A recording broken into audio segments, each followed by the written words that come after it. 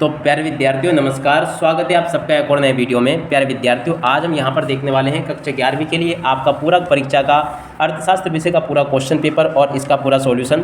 तो चलेगा, जल्दी से हम आगे बढ़ते हैं, समझते हैं कि आपका कक्षा 11वीं का अर्थशास्त्र का पूरा क्वेश्चन पेपर कैसा आएगा और आप सब लोगों को अपने इस क्वेश्चन पेपर का सॉल्यूशन कैसे पूरा कंप्लीट कर लेना चाहिए। टोटली प्यारे विद्यार्थियों, यहाँ से मैं आपको पूरा का पूरा क्वेश्चन पेपर बताऊँगा। तो चलो जल्दी से हम आगे बढ़ते हैं, समझते हैं कि आपका कक्षा 11वीं का अर्थशास्त्र का क्वेश्चन पेपर किस प्रकार का आपको परीक्षाओं में देखने को मिलेगा। तो देखो, इस प्रकार का पूरा पेपर होगा जिसमें कि आपको प्रश्न नंबर 1 दिया गया है, सही विकल्प चुनकर लिखिए। अब देखो, सही विकल्पों का चयन आपको कैसे करना है। पहला क्वेश्चन, द्वितीयक समंकों के स्रोत हैं। तो देखो यहाँ पर जनगणना, आरबीआई, एनएसएसओ रिपोर्ट या उपरोक्त सभी। तो देखो यहाँ पर आपको लिख देना उपरोक्त सभी।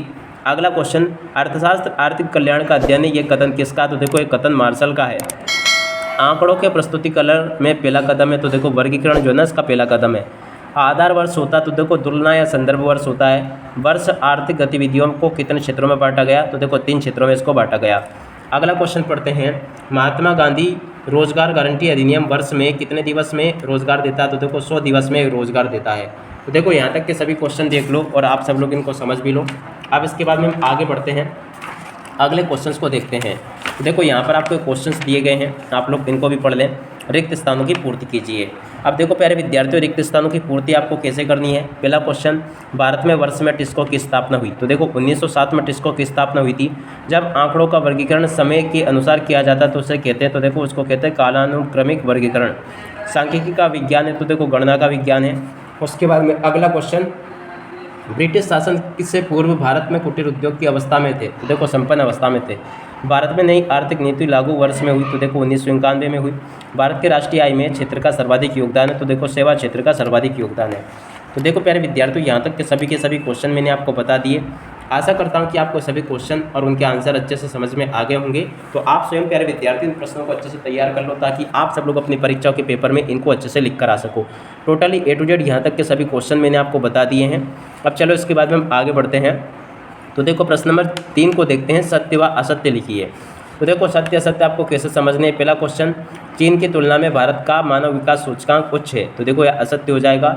सांख्यिकी आर्थिक समस्याओं का समाधान करती है, ये भी आपका सत्य हो जाएगा। संगणना अनुसंधान में हम समग्र की प्रत्येक इकाई का अध्ययन करते हैं, ये भी आपका सत्य होगा। माध्यिका से 2 मतों के विचलन का योग 0 होता है, ये भी आपका सत्य होगा। जीवन प्रत्याशा मानव विकास सूचकांक का घटक है, ये भी आपका सत्य होगा। ओजोन परत के छेद के कारण पराबैंगनी किरणें पृथ्वी की क्षति पहुंचाती है, ये भी आपका सत्य होगा। तो देखिएगा प्यारे विद्यार्थियों, यहाँ तक के सभी क्वेश्चंस मैंने आपको बता दिए। आशा करता हूँ कि सभी क्वेश्चन और उनके आंसर आप लोगों को समझ में आ गए होंगे। अब चलो जल्दी से हम आगे बढ़ते हैं, समझते हैं आपके आगे के प्रश्नों को। प्रश्न नंबर 4 को देखते हैं, सही जोड़ी बनाइए। तो देखो प्यारे विद्यार्थियों, सही जोड़ी किस प्रकार से आपको बनाना है। क्लोरोफ्लोरोकार्बन। तो देखो क्लोरोफ्लोरोकार्बन की जोड़ी मिल जाएगी आपकी इससे, यहाँ पर ग्रीन हाउस गैसों में वृद्धि से। अब उसके बाद में औद्योगिक क्रांति, प्रश्न नंबर 2 में जो लिखा है, इसकी जोड़ी का मिलान हो जाएगा आपका किससे। तो देखिएगा प्यारे विद्यार्थियों, औद्योगिक क्रांति की जोड़ी का मिलान होगा, यहाँ पर देखा जाए तो औद्योगिक क्रांति का जोड़ी का मिलान इधर कहाँ पर होगा। तो देखिएगा प्यारे विद्यार्थियों, यहाँ पर व्यक्ति साक्षात द्वितीय, देखो इस टाइप का कुछ क्वेश्चन यहाँ पर मिला नहीं। तो हम अगला देखते हैं, करवे समिति। तो इसकी जोड़ी का मिलान आपका हो जाएगा इससे, 1955 में बनी थी ये। और उसके बाद में अगला क्वेश्चन, योजना आयोग, योजना का गठन 1950 में हुआ था। राष्ट्रीय शिक्षा नीति, इसकी जोड़ी का मिलान आपका किससे होगा, 5वें नंबर का। तो देखो 5वीं की जोड़ी का मिलान आपका, देखिएगा यहाँ पर ऐसे कुछ ऑप्शन ऐसे टाइप के दे रखे हैं। तो देखो राष्ट्रीय शिक्षा नीति का जोड़ी का मिलान 2020 से कर लेना है। और उसके बाद में देखो आंकड़ों का संग्रहण। तो देखो 6ठे नंबर के क्वेश्चन की जोड़ी का मिलान आपका हो जाएगा प्राथमिक आंकड़े, प्रत्यक्ष जानकारी की जोड़ी का मिलान आपका हो जाएगा 7वें नंबर के क्वेश्चन का टेलीफोन साक्षात्कार से। तो इस प्रकार से आप लोग इनको देख लें। अब इसके बाद में देखो प्रश्न नंबर 5 को पढ़ लें, जिसमें कि आपसे एक शब्द या फिर एक वाक्य में उत्तर पूछे जाएंगे। पहला क्वेश्चन, चुनाव की समस्या को आर्थिक समस्या का नाम किसने दिया। देखो ये दिया था रॉबिन्सन ने।